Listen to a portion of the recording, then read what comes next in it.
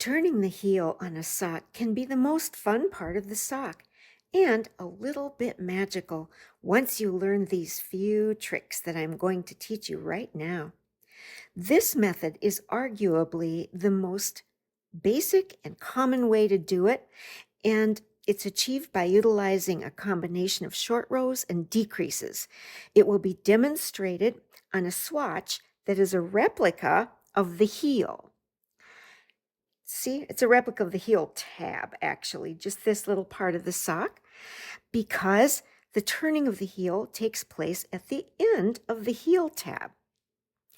I'm going to use a contrast color yarn to make it easier for you to see the difference between the heel tab and the actual turned heel. So normally I would not have a messy little knot like this, but this is just a swatch, so relax. To establish the initial short rows, count the heel tab stitches and place a locking stitch marker at the halfway point. This particular swatch, because these socks have 40 stitch circumference, this heel tab has a 20 stitch tab here. Okay. So we've placed the locking stitch marker at the halfway point. Now we're going to work with the right side facing us, and we're going to slip the first stitch purlwise, and then we're going to just simply knit to one stitch beyond the halfway point.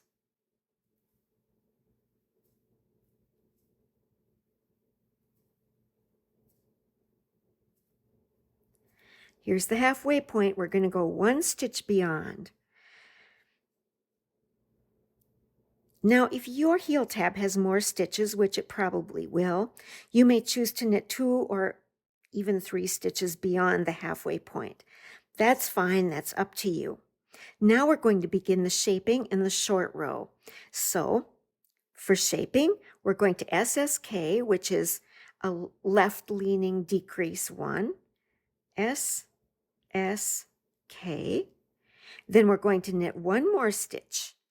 And before we turn our work, we're going to count how many stitches are left on our left needle. 2, 4, 6. 6 stitches there. Okay, just remember that. Now turn your work.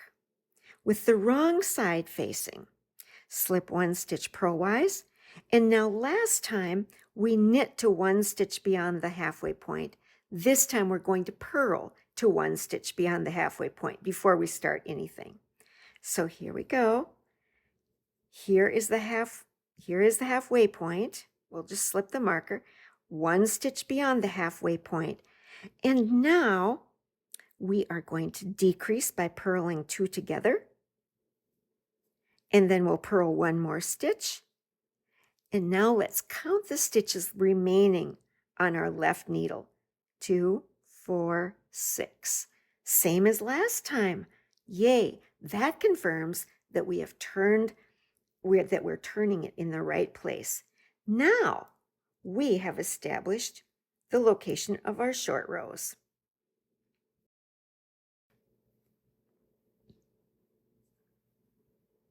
Once the short rows are established, you work to one stitch before the gap created by the turn, and we're going to decrease this with using this stitch and this stitch, the stitch just before and the stitch just after the gap. So here we go. We're going to slip the first stitch purlwise, and we're going to knit.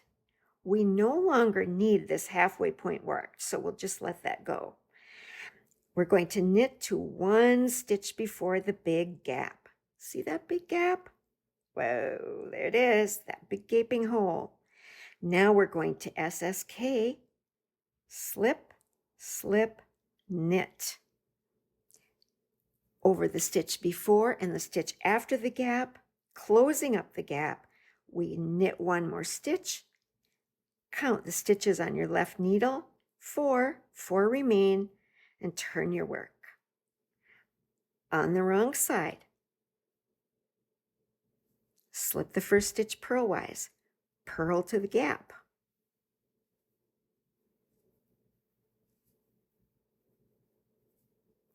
One stitch remains before the gap.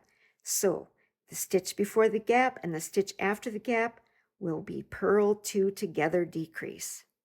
Purl 1 more stitch. Count the stitches remaining on the left needle. 4. Yay! Same as last time. We're doing it in the right place. And we turn our work. I'm going to go off camera and do the next short row.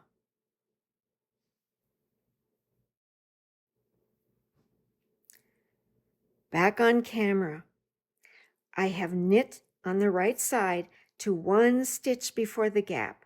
I'm going to SSK over the gap, knit 1 more stitch, and I see only 2 stitches remaining on my left needle.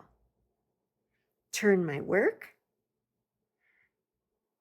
slip the first stitch purlwise, and purl until we get to the gap. I'm going to do that off camera.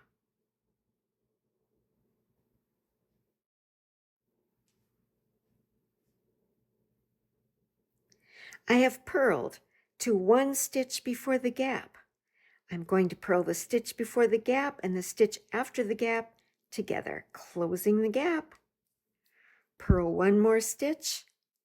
How many stitches remain on the left needle? 2, same as last time.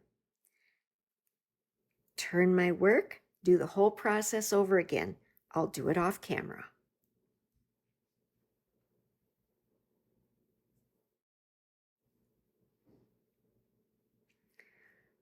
Okay, off camera. I have knit to 1 stitch before the gap. I'm going to decrease, closing the gap, and knit my 1 stitch. No stitches remain on the left needle. I'm going to turn my work.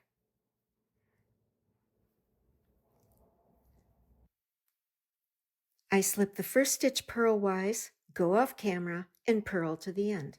I'll be back in a jiffy.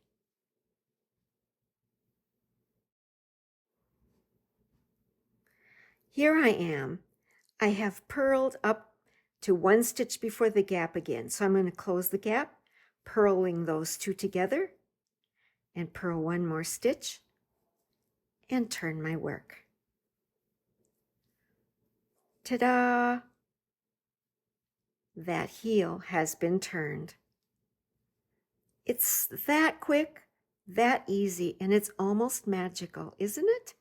I love it.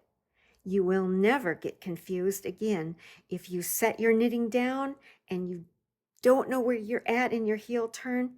Just go till you come to the gap, and then you'll know what to do. Thank you for watching. Have a good day.